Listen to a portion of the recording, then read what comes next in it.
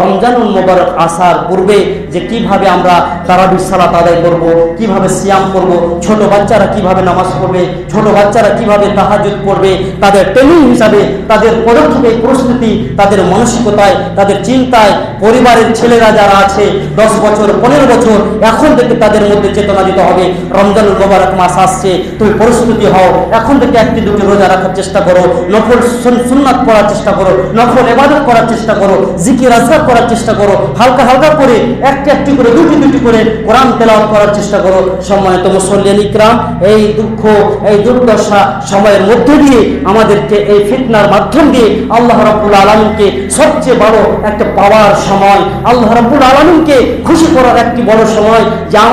আমার বান্দারা ওয়া ইবাদুর রহমান, আমার বান্দারা এতটাই আমার প্রতি পাগল যে এরা এতটা ব্যস্ততা, এতটা দুঃখ, এতটা বিপদের মধ্যেও আমাকে ভুলে যায় নাই। হে সম্মানিত মুসল্লিয়ান ইকরাম, আসুন